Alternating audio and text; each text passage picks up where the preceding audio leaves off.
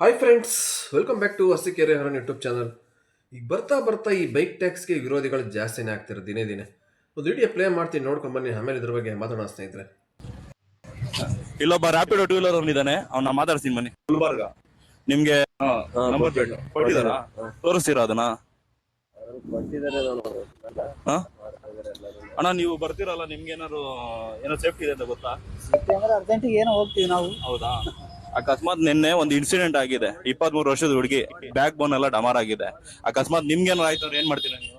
ಅದೆಲ್ಲ ಭಗವಂತಂದಿಲ್ಲ, ನಮ್ದೇನು ಭಗವಂತನ ಮೇಲೆ ಹಾಕ್ಬೇಡ್ರಿ, ನೀವು ತಾನೇ ತಪ್ಪು ಮಾಡ್ತಿರೋದು. ಏನ್ ಬ್ರೋ, ನೀವು ತೋರಿಸಿ, ನೀವು ನೋಡೋಣ ಸ್ನೇಹಿತರೆ, ಇದೆ ವಿಡಿಯೋ. ಸ್ಟಾರ್ಟ್ ಮಾಡೋಕೆ ಮುಂಚೆ ಯಾರಾದ್ರೂ ಫಸ್ಟ್ ಟೈಮ್ ಮಾಡ್ತಾ ಇದ್ದಾರೆ ನಮ್ಮ ಚಾನಲ್ ಸಬ್ಸ್ಕ್ರೈಬ್ ಮಾಡ್ಕೊಂಡು ವಿಡಿಯೋನ ವಾಚ್ ಮಾಡಿ, ಹಾಗೆ ಲೈಕ್ ಮಾಡೋದು ಮರಿಬೇಡಿ, ಒಂದು ಶೇರ್ ಕೂಡ ಮಾಡಿ. ನೋಡಿ, ಇವಾಗ ಹೆಂಗಾಗಿದೆ ಅಂದರೆ ಪಬ್ಲಿಕ್ಕಲ್ಲಿ ಎಲ್ಲರೂ ಬೈಕ್ ಟ್ಯಾಕ್ಸಿ ವಿರೋಧ ಮಾಡೋಕ್ಕೆ ಶುರು ಮಾಡಿಬಿಟ್ಟಿದ್ದಾರೆ. ಒಂದು ಆಟೋ ಡ್ರೈವರ್ ಆಗಿರ್ಬೋದು, ಇಲ್ಲ ಕ್ಯಾಬ್ ಡ್ರೈವರ್ ಆಗಿರ್ಬೋದು, ಇಲ್ಲ ಮತ್ತೊಂದು ಮಗದೊಂದು ಯಾರಾದರೂ ಇಷ್ಟು ದಿವಸ ಅವ್ರು ಮಾಡ್ತಾಯಿದ್ರು. ಇವಾಗ ಕೆಲವೊಂದು ಅವ್ರು ರೀಲ್ಸ್ ಮಾಡೋದಕ್ಕೋಸ್ಕರ, ಅವರು ಒಂದು ಚಾನಲ್ನ ಕ್ಲಿಕ್ ಮಾಡೋಕ್ಕೋಸ್ಕರ ಒಂದು ಬೈಕ್ ಟ್ಯಾಕ್ಸಿನ ಯೂಸ್ ಮಾಡ್ಕೊತಾರೆ ಇವಾಗ. ಈಗ ಈ ವ್ಯಕ್ತಿನೂ ಅಷ್ಟೇ ಪಬ್ಲಿಕ್ಕಲ್ಲಿ ಬಂದುಬಿಟ್ಟು ಬೈಕ್ ಟ್ಯಾಕ್ಸಿ ಮಾಡೋರನ್ನ ಕೇಳ್ತಾರೆ, ಕಸ್ಟಮರ್ನ ಕೇಳ್ತಾರೆ, ಏನಕ್ಕೆ ಬರ್ತೀರಾ, ಏನು ಸೇಫ್ಟಿ ಇದೆ, ಏನಾದ್ರು ಹೆಚ್ಚು ಕಮ್ಮಿ ಆದರೆ ಏನು ಮಾಡ್ತೀರಾ ಅಂತ ಕ್ವಶನ್ ಮಾಡ್ತಾರೆ ಅವ್ರಿಗೆ. ಯಾರು ಮುಂದೆ ಆಗೋದು ಯಾರಿಗ್ರಿ ಗೊತ್ತಾಗುತ್ತೆ? ನೆಕ್ಸ್ಟ್ ಸೆಕೆಂಡ್ ಏನಾಗುತ್ತೆ ಅಂತ ನಿನಗೆ ಗೊತ್ತಿಲ್ಲ. ವಿಡಿಯೋ ಮಾಡ್ಕೊಂಡು ನಡ್ಕೊಂಡು ಹೋಗ್ತಿದ್ದೆ ರೋಡಲ್ಲಿ, ನಿನಗೆ ಯಾವ್ದಾರು ಒಂದು ಗಾಡಿ ಗೊತ್ಕೊಂಡು ಹೋಗ್ಬೋದು, ನೀನೇ ಹೊಗೆ ಹಾಕೋಬೋದು ಅಲ್ವಾ? ಹೇಳೋಕ್ಕಾಗಲ್ಲ ಯಾವಾಗ ಏನಾಗುತ್ತೆ ಅಂತವ. ಸುಮ್ಮನೆ ಅನ್ನೆಸೆಸರಿ ಬೈಕ್ ಟ್ಯಾಕ್ಸಿನೇ ಟಾರ್ಗೆಟ್ ಮಾಡ್ತಾರೆ. ಯಾಕೆ? ಏನು ಮಾಡಿದ್ದಾರೆ ಅವರು? ರೀ, ಅದರಿಂದ ಅನ್ನ ತಿಂತಿದ್ದೀರಿ, ಎಷ್ಟು ಜನ, ಲಕ್ಷಾಂತರ ಜನ ಕೆಲಸ ಮಾಡ್ತಾಯಿರ್ರಿ. ನೀವೇನಾದ್ರು ಕೆಲಸ ಕೊಡ್ತೀರಾ ಅವ್ರಿಗೆಲ್ಲ? ಕೆಲಸ ಹೋದರೆ ಕಂಪ್ನಿಯಿಂದವ ಹೇಳಿ? ನಂಬರ್ ಪ್ಲೇಟ್ ಕೇಳ್ತಾನೆ. ನಂಬರ್ ಪ್ಲೇಟ್ ಇದೆಯಲ್ಲಪ್ಪ, ಅಲ್ಲೇ ಗಾಡಿಲೇ ಕಾಣಿಸ್ತಾ ಇದೆಯಲ್ಲ, ಇನ್ನು ಎಲ್ಲೋ ಬೋರ್ಡ್ ನಂಬರ್ ಪ್ಲೇಟ್ ಹಾಕೋಕ್ಕೇನು ಇವಾಗೇನು ಪಾಲಿಸಿ ಬಂದುಬಿಟ್ಟಿದೆ ಹೈಕೋರ್ಟಿಂದವ? ಇಲ್ಲ ತಾನೆ, ಪಾಲಿಸಿ ಬರಬೇಕಲ್ವಾ? ಪಾಲಿಸಿ ಬಂದಮೇಲೆ ಅವರೇ ಚೇಂಜ್ ಮಾಡ್ಕೊಂಡು ಮಾಡ್ತಾರೆ. ಏನಿದೆ ಪ್ರೆಸೆಂಟ್ ವೈಟ್ ಬೋರ್ಡಲ್ಲಿ ರನ್ ಆಗ್ತಾ ಇದೆ. ಸುಮ್ಮನೆ ನೆಸಸರಿ ಯಾಕೆ ಬೈಕ್ ಟ್ಯಾಕ್ಸಿನ ಎಲ್ಲರೂ ಟಾರ್ಗೆಟ್ ಮಾಡಿಕೊಂಡು ಸುಮ್ಮನೆ ಸೋಷಿಯಲ್ ಮೀಡಿಯಾದಲ್ಲಿ ವೀಡಿಯೋ ಮಾಡಿಬಿಡ್ತೀರ ಅಂತ ಅರ್ಥ ಆಗ್ತಾ ಇಲ್ಲ. ಏನು ಅನ್ಯಾಯ ಮಾಡಿದ್ದಾರೆ ಬೈಕ್ ಟ್ಯಾಕ್ಸಿ ರೈಡರ್ಸು? ಕಷ್ಟಪಟ್ಟು ನ್ಯಾಯವಾಗಿ ಸಂಪಾದನೆ ಮಾಡ್ಕೊತಾ ಇದ್ದಾರೆ ರೀ. ತಲೆ ಹೊಡಿಯೋರ್ನ, ದರೋಡೆಕೋರನ್ನ, ಕಳ್ತನ ಮಾಡೋರನ್ನ ಹಿಡೀರಿ, ಅವ್ರ ವಿರುದ್ಧ ಹೋರಾಡ್ರಿ. ಎಷ್ಟು ಅತ್ಯಾಚಾರಗಳು ನಡೀತವೆ, ಎಷ್ಟು ಅಮಾಯಕರು ಹೆಣ್ಮಕ್ಳ ಮೇಲೆ ದೌರ್ಜನ್ಯ ಆಗುತ್ತೆ, ಅದ್ರ ಬಗ್ಗೆ ಯಾರೂ ಮಾತಾಡೋಲ್ಲ, ಅದನ್ನು ಯಾರೂ ಕೇಳಲ್ಲ. ಯಾವಾರು ಬೈಕ್ ಟ್ಯಾಕ್ಸಿನೇ ಹಿಡ್ಕೊತಾರೆ. ಸೋಷಿಯಲ್ ಮೀಡಿಯಾದಲ್ಲಿ ವಿಭಿನ್ನ ರೀತಿಯಲ್ಲಿ ಬೈಕ್ ಟ್ಯಾಕ್ಸಿ ಬಗ್ಗೆ ಏನಾದ್ರು ಒಂದು ನೆಗೆಟಿವ್ ಆಗಿ ಮಾಡ್ತಾನೆ ಇರ್ತಾರೆ ವಿಡಿಯೋಗಳು. ಯಾರಿಗೆ ಏನು ಸಿಗುತ್ತೆ ಇದರಿಂದ ಇವ್ರಿಗೆಲ್ಲವ? ಬೈಕ್ ಟ್ಯಾಕ್ಸಿ ಏನು ಅಂಥದ್ದೇನು ಮಾಡಬಾರ್ದು ಕೆಲಸ, ಏನು ಅನ್ಯಾಯ ಏನಿದೆಯೋ? ಏನು ಕಳ್ತನ ಮಾಡ್ತಾಯಿರ ಅವರು? ಇಲ್ಲ ತಾನೆ. ಏನು ಸೇಫ್ ಇಲ್ಲ, ಆಕ್ಸಿಡೆಂಟ್ ಆಗುತ್ತೆ, ಯಾವ ನಂಬಿಕೆ ಮೇಲೆ ಹೋಗ್ತೀರಾ? ಮೊನ್ನೆ ಒಂದು ಆಕ್ಸಿಡೆಂಟ್ ಆಯ್ತಪ್ಪ, ಅದನ್ನೇ ಒಂದು ದೊಡ್ಡ ಹೈಲೈಟ್ ಮಾಡಾಕ್ಬಿಟ್ಟಿದ್ದಾರೆ. ಆಗ್ತವೆ ರೋಡಲ್ಲಿ ಹೋಗ್ಬೇಕಾದ್ರೆ, ನಾನಾ ಥರದ ಪ್ರಾಬ್ಲಮ್ಸ್ ಆಗೇ ಆಗುತ್ತೆ. ಎಲ್ಲ ಥರ ನಾವು ಕರೆಕ್ಟಾಗಿ ನೋಡ್ಕೊಂಡು ಹೋಗ್ತಾ ಇದ್ರೆ ಬೇರೆಯವ್ನು ಕರೆಕ್ಟಾಗಿ ಬರಬೇಕಲ್ಲ, ನಮ್ಗೆ ಎದುರುಗಡೆ ಬರೋನು.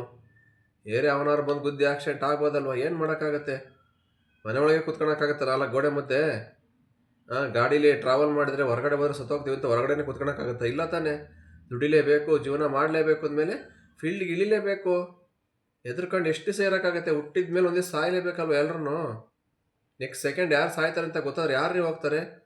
ಮನೇಲಿ ಇದ್ಬಿಡ್ತಾರಲ್ವ? ಹಾಗೇನೆ ನೆಕ್ಸ್ಟ್ ಸೆಕೆಂಡ್ ಏನಾಗುತ್ತೆ ಅಂತ ನಿನಗೇ ಗೊತ್ತಿಲ್ಲ. ಫಸ್ಟ್ ಆಫ್ ಆಲು ಇನ್ನೊಬ್ರು ಕಸ್ಟಮರ್ನ ಕೇಳ್ತಾಯಿದ್ದೀರಾ, ತಪ್ಪು ಮಾಡ್ತಾ ಇಲ್ಲ ನೀವು, ಗೊತ್ತಿದ್ದು ಯಾಕೆ ತಪ್ಪು ಮಾಡ್ತೀರಾ ಅಂತ. ಏನು ಬೈಕ್ ಟ್ಯಾಕ್ಸಿಲಿ ಹೋಗೋದು ಅಷ್ಟೊಂದೇ ದೊಡ್ಡ ತಪ್ಪ? ಅಂಥದ್ದು ಯಾರಪ್ಪ ಹೇಳ್ಬಿಟ್ರು ನಿನಗೆ ಬೈಕ್ ಟ್ಯಾಕ್ಸಿಲಿ ಹೋಗ್ಬಾರ್ದು ಅಂತಾರ? ಅವ್ರವ್ರ ಇಷ್ಟ, ಅದು ಅವ್ರವ್ರ ಕಷ್ಟ ಇರ್ತವೆ. ಆಟೋಕ್ಕೆ 100-200 ರೂಪಾಯಿ ಕೊಡೋಕ್ಕಾಗಲ್ಲ ಅಂತ 50 ರೂಪಾಯಿ ಬೈಕ್ ಟ್ಯಾಕ್ಸಿಲಿ ಹೋಗ್ತಾರಪ್ಪ. ಯಾಕೆಂದರೆ ಎಲ್ಲರೂ ಲಕ್ಷನೇ ದುಡಿಯಲ್ಲ, ಕೋಟಿನೇ ದುಡಿಯಲ್ಲ. ಕೆಲವರು ದಿನಕ್ಕೆ 500 ರೂಪಾಯಿ 200 ರೂಪಾಯಿ ಸಂಪಾದನೆ ಮಾಡೋರಿದ್ದಾರೆ. ಕಷ್ಟ ಇದೆ ಅಲ್ವಾ? ಇಂಥ ಟೈಮಲ್ಲಿ ಅವ್ರಿಗೆ ಎಷ್ಟು ಚೀಫಾಗಿ ಎಷ್ಟು ದುಡ್ಡು ಉಳಿಸ್ಕೋಕ್ಕಾಗುತ್ತೋ ಅಷ್ಟು ಸೇವ್ ಮಾಡೋಕ್ಕಾಗುತ್ತೋ ಮಾಡ್ಕೊತಾರೆ. ಏನು ಮಾಡೋಕ್ಕಾಗಲ್ಲ. ಇನ್ನು ಆಟೋದಲ್ಲೇನು ಆಕ್ಸಿಡೆಂಟ್ ಆಗಲ್ಲ, ಕಾರಲ್ಲಾಗಲ್ಲ, ಬೈಕಲ್ಲಾಗುತ್ತೆ. ಏನಿದು ಆಕ್ಸಿಡೆಂಟ್ಗಳು? ಯಾರೂ ತಪ್ಸೋಕ್ಕಾಗಲ್ಲ, ಎಲ್ಲ ವೆಹಿಕಲಲ್ಲೂ ಆಗ್ತಾ ಇರ್ತವೆ. ಬಟ್ ಅದನ್ನು ಒಳ್ಳೆ ರೀತಿಯಲ್ಲಿ ತೋರಿಸಿ 4 ಜನಕ್ಕೆ ಹೆಲ್ಪ್ ಆಗೋ ಥರ ಮಾಡಿ ವಿಡಿಯೋಗಳು. ಅದನ್ನು ಚಾನಲ್ ಇಂಥ ವೀಡಿಯೋಗಳಿಗೆ ಕಮೆಂಟ್, ನನ್ನ ಚಾನಲ್ ಸಬ್ಸ್ಕ್ರೈಬ್ ಮಾಡ್ಕೊಳ್ಳಿ ಅಂತ ಬೇರೆ ಹೇಳ್ತೀಯ ಗುರು ನೀನು? ಏನು ದೊಡ್ಡ ವೀಡಿಯೋ ಮಾಡಿದಿ ಅನ್ನೋ ಥರ. ಬೈಕ್ ಟ್ಯಾಕ್ಸಿ ಹೋಗ್ಬಿಟ್ಟು ವಿರೋಧಾಗ ಅವನೇನೋ ನ್ಯಾಯವಾಗಿ ಸಂಪಾದನೆ ಮಾಡೋನು ಹೋಗ್ಬಿಟ್ಟು ಕೇಳ್ಬಿಟ್ಟು ಏನಕ್ಕೆ ಮಾಡ್ತಾಯಿದ್ದೀಯ, ಹಂಗೆ ಏನು ಸೇಫ್ಟಿ ಕೊಡ್ತೀಯ ನೀನು ಜನಕ್ಕೆ? ಅವ್ನು ಕೇಳ್ತೀವಿ, ಕಂಪ್ನಿಯವ್ರು ಕೇಳ್ರಿ ಏನು ಸೇಫ್ಟಿ ಇದೆ, ಹೆಂಗೆ ಏನಿದೆ ಅಂತ ಕಂಪ್ನಿಲಿ ಹೋಗಿ ಕೇಳ್ರಿ. ಅಲ್ಲೆಲ್ಲ ಯಾರಿಗೂ ಕೇಳೋಕೆ ಮೀಟ್ರಿಲ್ಲ. ಸಾರಿಗೆ ಸಚಿವರು ಕೇಳಿ, RTO ಕೇಳಿ, ಯಾರು ಅವ್ರನ್ನ ಕ್ವಶನ್ ಮಾಡಲ್ಲ, ಯಾರನ್ನ ಕೇಳಲ್ಲ. ಎಲ್ಲರೂ ರೋಡಲ್ಲಿ ಇಡೋ ರೈಡರ್ಗಳೇ ಸಿಕ್ಕೋದು. ಯಾಕಂದ್ರೆ ಇವ್ರೊಬ್ಬರೇ ಸಿಕ್ಕೋದಲ್ಲ ಅಮಾಯಕ ರೋಡಲ್ಲಿ ಬೈಕ್ ರೈಡರ್ಸು. ಎಲ್ಲರೂ ಅವ್ರನ್ನ ಹಿಡ್ಕೊಂಡು ಕ್ವಶನ್ ಮಾಡೋದೆ, ಯಾಕೆ ಮಾಡ್ತಿದ್ಯಾ, ಏನು ಸೇಫ್ ಇದೆ, ಇದರಲ್ಲಿ ನಿನಗೆ ಇನ್ಸೂರೆನ್ಸ್ ಬರುತ್ತಾ, ಏನು ಪಾಲಿಸಿ ರಚನೆ ಮಾಡ್ಕೊಂಡಿದೀಯಾ? ಕ್ವಶನ್ಗಳು ನಾನಾ ಥರದ ಕೇಳ್ತಾ ಇರ್ತೀರ. ಅವ್ರು ಏನು ಮಾಡೋಕ್ಕಾಗತ್ತೆ ರೀ? ಯಾವುದೋ ಒಂದು ಕಂಪ್ನಿಲಿ ಆ್ಯಪ್ ಓಪನ್ ಮಾಡಿಬಿಟ್ಟಿದ್ದಾರೆ, ಅದ್ರ ಜಾಯ್ನ್ ಆಗಿ ಡ್ಯೂಟಿ ಮಾಡ್ತಾಯಿದ್ದಾರೆ ಅಷ್ಟೇ. ಅವ್ರಿಗೆ ಇನ್ನೇನು ಗೊತ್ತಿರುತ್ತೆ ಅಲ್ವಾ? ನೀವು ಅಷ್ಟೇ ಮಾಡೋದು. ನಿಮಗೂ ಕೆಲಸ ಇಲ್ಲಾಂದ್ರೆ ಅದನ್ನೇ ಮಾಡಬೇಕು. ಇವತ್ತು ಎಷ್ಟೋ ಜನ ಬೆಂಗಳೂರಿಗೆ ಬಂದ ತಕ್ಷಣ ಕೆಲಸ ಸಿಕ್ಕಲ್ಲ. ಇಂಜಿನಿಯರಿಂಗ್ ಮಾಡ್ಕೊಂಬಂದಿರೋರು, BCom ಅದು ಇದು ಡಿಪ್ಲೊಮಾ ಮಾಡ್ಕೊಂಬಂದಿರೋರು ಬಂದ ತಕ್ಷಣ ಕೆಲಸ ಸಿಗುತ್ತೆ. ಎಷ್ಟೋ ಜನ ಕೆಲಸ ಸಿಕ್ಕಲ್ಲ. ಸಿಕ್ಕಿದ್ರು ಆ ಸ್ಯಾಲ್ರಿ ಸಾಕಾಗಲ್ಲ. ಏನೋ ಒಂದು ಪಾರ್ಟ್ ಟೈಮ್ ಜಾಬ್ ಅಂತ ಇವತ್ತು ಬೆಂಗಳೂರಲ್ಲಿ ಇದು ಒಂದು ಚೆನ್ನಾಗಿದೆ ಕಂಪ್ನಿ. ಎಷ್ಟೋ ಜನಕ್ಕೆ ಅನ್ನ ಆಗ್ತಾ ಇದೆ, ಎಷ್ಟೋ ಜನಕ್ಕೆ ಜೀವನ ನಡೆಸ್ತಾ ಇದ್ದಾರೆ. ಇಂಥ ಒಂದು ಕಂಪ್ನಿಗಳ ವಿರುದ್ಧ ಪದೇ ಪದೇ ನೆಗೆಟಿವ್ ಆಗಿ ವಿಡಿಯೋ ಮಾಡ್ತಾ ಇರ್ತಾರೆ ಯಾರು, ಪ್ರತಿಯೊಬ್ಬರು. ಸುಮಾರು ಜನ ನೋಡ್ತಾ ಇರ್ತೀವಿ ಇವಾಗ. ಬೈಕ್ ಟ್ಯಾಕ್ಸಿ ವಿರೋಧವಾಗಿ ಏನಾದ್ರು ಒಂದು ಮಾಡ್ತಾನೆ ಇರ್ತಾರೆ. ಈಗ ಏನೋ ದುಡ್ಡು ಕೊಟ್ಟು ಏನಾದ್ರು ಆ ಥರ ಪ್ರಮೋಷನ್ ಮಾಡಿಸ್ತಾ ಏನೋ ಗೊತ್ತಿಲ್ಲ ಇವರಿಗೆಲ್ಲ.